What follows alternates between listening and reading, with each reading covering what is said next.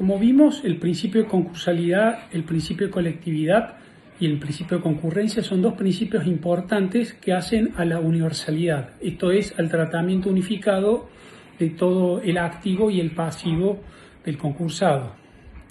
Puntualmente, el foro de atracción y la suspensión de acciones tienen que ver con la colectividad y la concursalidad en un sentido fuerte. Esto significa que todas las cuestiones de corte patrimonial deben desarrollarse a través del procedimiento de verificación de créditos y por ello se produce la radicación en el juzgado concursal de todas las acciones de contenido patrimonial y su suspensión. Por eso muchas veces se hace énfasis en el foro de atracción y no tanto en la suspensión de las acciones, que es el verdadero fundamento que paraliza todas las acciones contra el patrimonio concursal. Por ello, en el caso del concurso preventivo o la quiebra, el foro de atracción implica la concentración en el mismo magistrado de todos los juicios seguidos contra el concursado o contra el fallido, en el entendimiento que es conveniente que un único juez resuelva todas estas situaciones patrimoniales. En los casos de que el proceso se atraiga y quede suspendido, se debe ir a la verificación de crédito, artículos 32 y siguientes, a los efectos de obtener el reconocimiento. Y en el caso que el proceso pudiera ser continuado, eventualmente se va a dictar una sentencia y esa sentencia tiene que ser verificada también en el proceso concursal a través de la pronta verificación. El foro de atracción es de orden público, esto no es disponible para el concursado o para las partes, sino ni siquiera transable, sino que acaecida la situación del concurso y aplicado el supuesto, el proceso se debe radicar en el foro concursal a los efectos de resultar suspendidos. Hay que distinguir lo que son los juicios contra el fallido o el concursado, que sí se produce el foro de atracción con las excepciones que están establecidas en el artículo 21, que con la reforma de la ley 26086 son muchas, de los juicios que inicia el concursado o el fallido. Los juicios iniciados por el concursado no son atraídos, no se produce el foro de atracción, sino que puede realizarlos libremente e incluso puede cobrarlos sin autorización del juez. Respecto de los créditos del fallido, son continuados y sustituidos procesalmente por el síndico, y el síndico, puede realizar transacciones en la función de la autorización que pueda haber establecido el juez. La ley 26086 modificó el foro de atracción en la concepción originaria en el año 93 y cambió los ejes, con lo cual hoy hay tantas excepciones al foro de atracción que la posibilidad de continuar los procesos en la sede del concurso son muy limitadas. Hoy en día casi que no procede el foro de atracción y cuando procede el foro de atracción se produce de manera suspendidas. Todas estas cuestiones están reguladas en el artículo 21, que exactamente dice que todos los juicios de contenido patrimonial contra el concursado se atraen y se suspenden y no se pueden iniciar nuevas acciones con fundamento en causas o títulos anteriores a la presentación del concurso. Y establece algunas excepciones, entre ellas los procesos de expropiación, los procesos que se funden en relaciones de familias y las ejecuciones de garantías reales en el concurso preventivo. La ejecución de garantías reales en la quiebra sí se atrae y el acreedor hipotecario o prendario o el que tenga la ejecución de una garantía real podrá iniciar un concurso especial regulado en los artículos 126 y 209. Pero en lo que tiene que ver con los nuevos juicios, no se pueden iniciar nuevos juicios civiles o de otra naturaleza. Los procesos de conocimiento en trámite en los cuales el concursado sea demandado o sea parte en un litis consorcio pasivo necesario se pueden continuar en el juzgado originario. Entonces se opta para que el actor en este juicio, el acreedor, decida si decide continuar con el proceso de conocimiento civil o comercial en el juzgado originario y una vez obtenida la sentencia debe realizar dentro del plazo de 6 meses, artículo 56, la verificación, la pronta verificación con esta sentencia que se logró en la sede natural o en el juzgado respectivo. Y por supuesto lo mismo con los juicios laborales. Los juicios laborales no se pueden iniciar, se pueden continuar o eventualmente se pueden iniciar juicios laborales nuevos. El acreedor laboral tiene una triple opción: o continuar el juicio laboral, o iniciar el juicio laboral nuevo, o ir a la verificación tempestiva, artículo 32, o ir al pronto pago. O sea, tiene distintas opciones y todos dentro del marco de la gratuidad y la no imposición de costas. Estos juicios se continúan, el síndico va a ser parte y no se pueden trabar medidas cautelares, ahora lo vamos a explicar con mayor razón. Entonces esta situación que se generó hizo que este foro de atracción, que fue un principio muy rígido en la ley 24.522, se desmembrara y hoy, digamos, es raro que se continúe algún proceso en caso. Prácticamente podríamos decir que los únicos juicios que realmente se atraen y se suspenden son los juicios ejecutivos o algunos juicios ordinarios con alguna sentencia en el marco de la ejecución. ¿Sí? Como dijimos, la atracción es de orden público, la atracción procede a partir de la publicación de edicto, pero opera a través de todas las causas de causa o título anterior a la presentación en concurso. Recuérdense que la presentación en concurso produce el antes y después de los créditos anteriores son concursales y los créditos posteriores se entienden como postconcursales a los cuales el concurso no le afecte. En materia de quiebra, obviamente al perder la legitimación no pueden atraerse nada más que los juicios de continuación. Todos los procesos que tengan prohibida la continuación, por ejemplo un juicio ejecutivo o algún otro juicio que no esté incluido en la ejecución de sentencia, deben suspenderse y declararse la nulidad de cualquier instancia ulterior. Alguna excepción se ha planteado en la regulación de honorarios en un juicio ejecutivo, en donde lo que se procura es la justipreciación del honorario profesional a los efectos de poder ir a la verificación. Pero también se ha dicho que en esta continuación de esta ejecución se puede hacer este pedido de verificación de honorarios en el mismo sede del juez del concurso. La suspensión del foro de atracción cesa hasta el cumplimiento del concurso. No es la conclusión del concurso lo que produce, sino el cumplimiento del acuerdo, artículo 59. Recuerde que la conclusión se produce luego de la homologación y el cumplimiento se produce cuando se ha extinguido la cuestión. El foro de atracción incluye a todas las acciones de contenido patrimonial, con lo cual si la cuestión no es o no tiene contenido patrimonial, digamos, no se atrae. Pensemos en algunas discusiones honoríficas sobre algún premio, o sea, alguna cuestión, obviamente que esta situación no resulta atraída.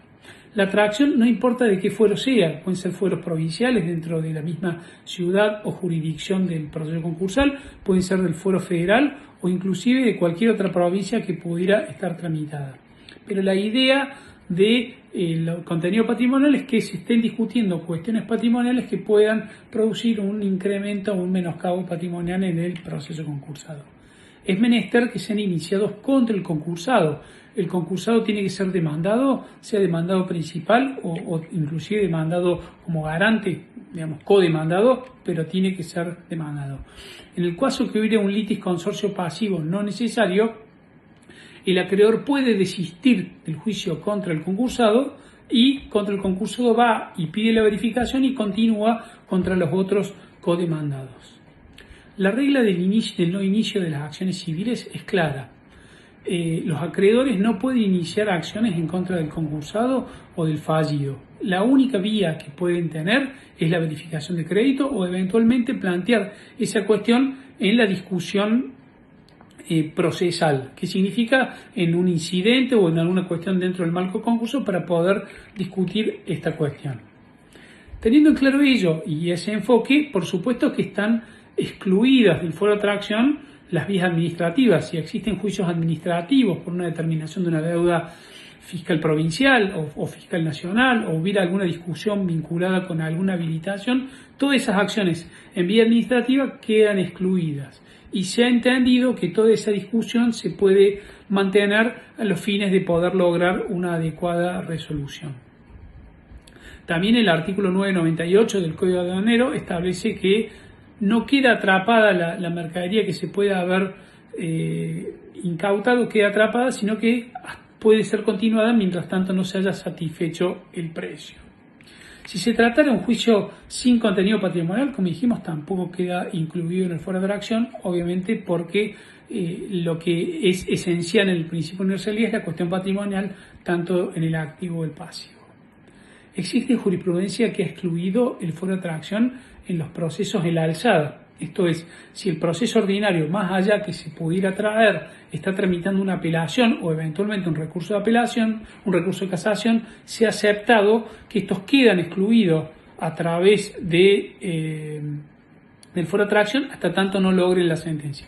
Y una vez lograda la sentencia de Cámara o eventualmente del Tribunal Superior, puedan establecer la atracción y la necesidad de verificar esa sentencia de conocimiento que estuviera discutido.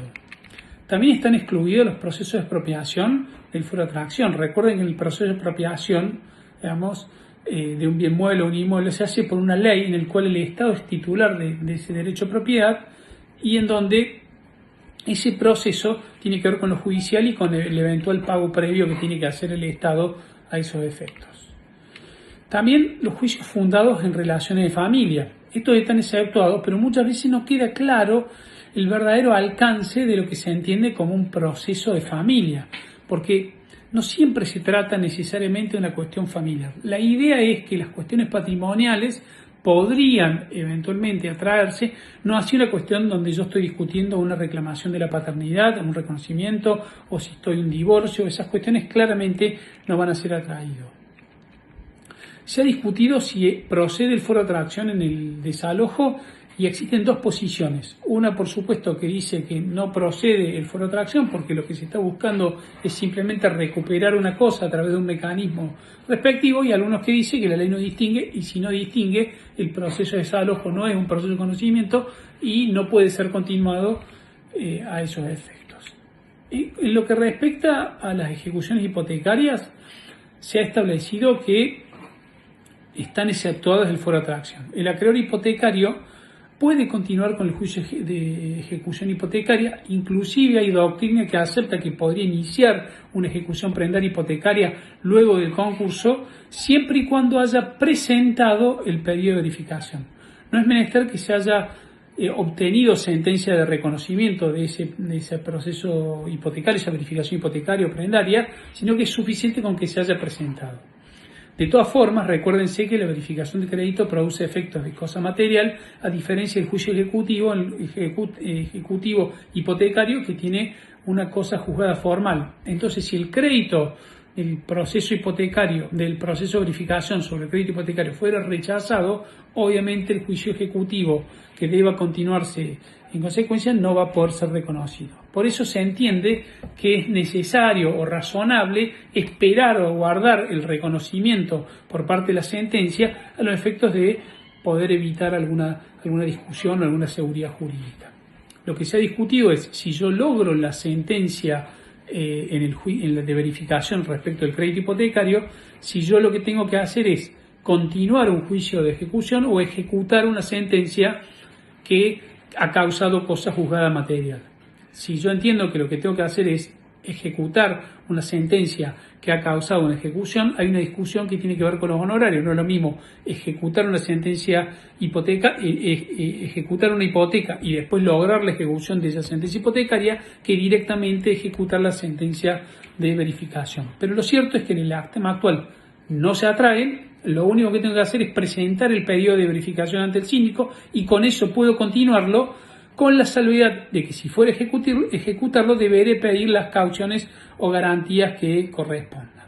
¿Sí? En ese proceso de ejecución hipotecaria, la ley, aunque no lo señala expresamente, sería factible que el síndico participe a los fines de evitar cualquier cuestión.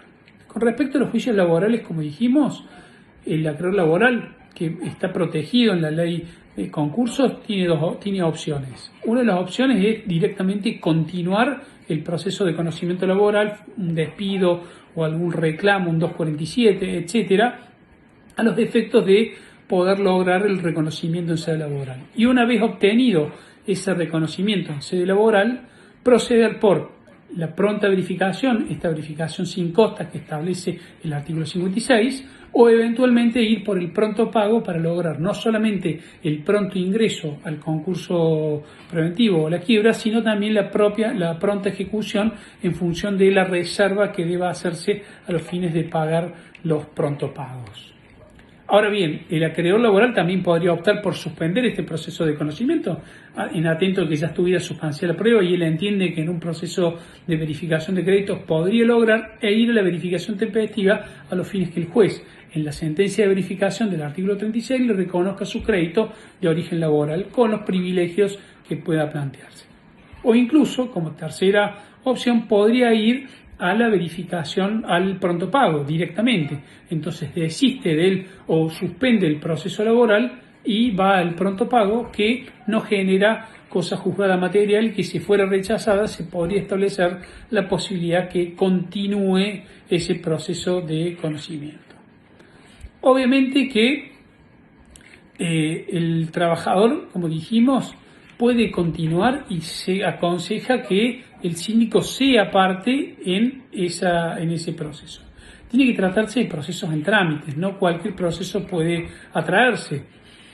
Con respecto a las medidas cautelares que ya se hubieran tratado, aunque sea un acreedor laboral o otro acreedor, se levantan. ¿Por qué? Porque rige el principio de igualdad en el concurso y ningún acreedor puede cobrar antes que otro en función de la par condicio creditorum. Y obviamente que en los procesos de conocimiento, aún en los procesos laborales, no se puede pedir el embargo de medidas cautelares. Entonces, si yo estoy tramitando un juicio de conocimiento laboral y hubiera trabado un embargo de una cierta suma en una cuenta corriente bancaria, el concursado tiene derecho a pedir el levantamiento de ese embargo, pedir que se lo devuelvan a los fines de poder seguir operando. Si el trabajador después resulta victorioso en ese juicio de conocimiento, deberá verificar el concurso y ver cuál de las alternativas que le ofrece el ordenamiento concursal ejercer. Si es entrar dentro del acuerdo concursal, cobrar en el dividendo de quiebra si es que se produce la realización del pasivo, o eventualmente pedir la quiebra en el caso del no cumplimiento de un acreedor con origen privilegio especial o ganaral. Pero lo cierto es que se levantan las medidas cautelares, lo mismo con embargos de AFIP o algunos otros embargos que pudieran estar tramitados. Pero debe aclarar que la continuación de las acciones de conocimiento es una opción de la parte actora, no una obligación. El acreedor, actor en el juicio, puede optar por continuarlo, pero también puede entender que su juicio es lo suficientemente claro para poder lograr el reconocimiento y de esa manera puede ir directamente a la verificación. ¿Sí? Como dijimos, la participación del síndico es necesaria en algunos casos y la no participación del síndico podría determinar la nulidad. En nuestra opinión, y lo hemos puesto por escrito con el doctor Jungenbach, es difícil que se logre la nulidad por no participación del síndico. Eventualmente se le puede pedir alguna vista ratificando los actos que se pudieran haber hecho en ausencia del síndico.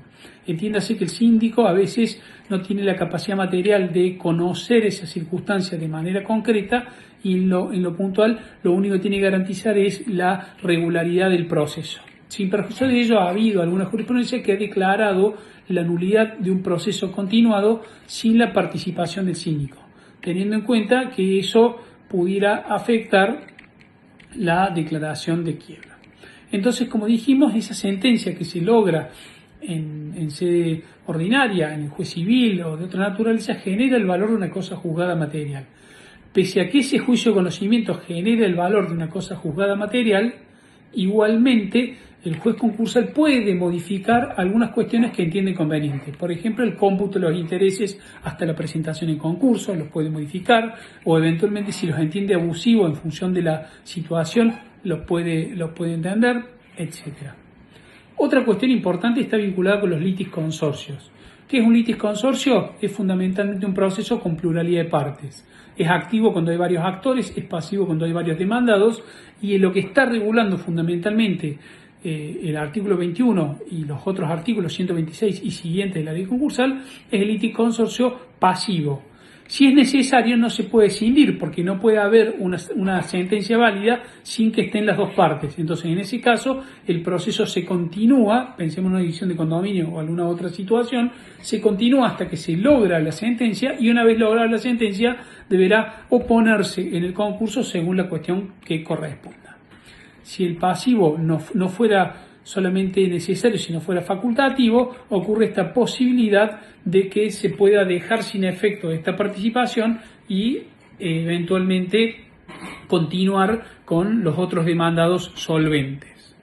Cualquier estipulación que se pacte en contra del artículo 20 es nula.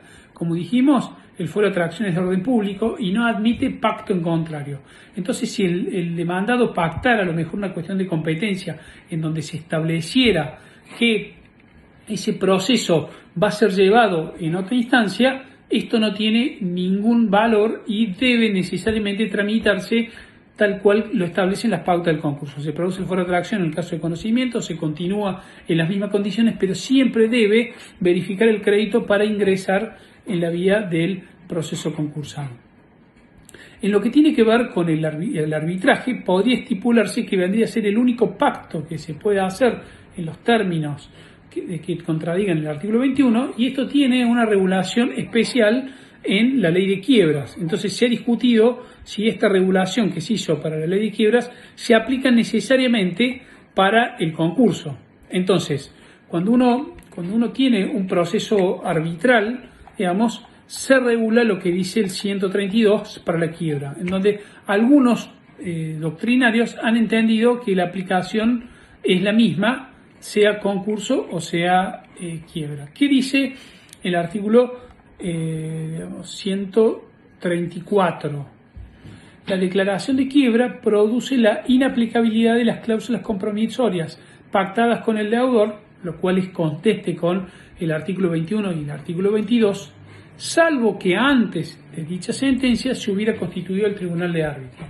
¿Qué significa? Que si hay un pacto, arbitraje entre las partes, que ya hubiera sido constituido el tribunal arbitral, pero no hubiera, digamos, es factible que se continúe. Y ahí se plantea, si yo continúa este proceso arbitral ante un árbitro y obtengo la sentencia arbitral, obviamente que las partes deben verificar esta sentencia en la sede del concurso. Entonces se ha discutido si puede pactarse esta cuestión. Está claro que esta norma es de orden público, si bien es de una redacción antigua y habla de las cuestiones, tiene plena aplicabilidad, y si fuera un arbitraje institucional, se admite que ya la presentación del pedido de arbitraje en la institución, pienses en la Bolsa de Comercio o eventualmente alguna Cámara de Comercio, ya implica la asunción de los árbitros y evita esa situación.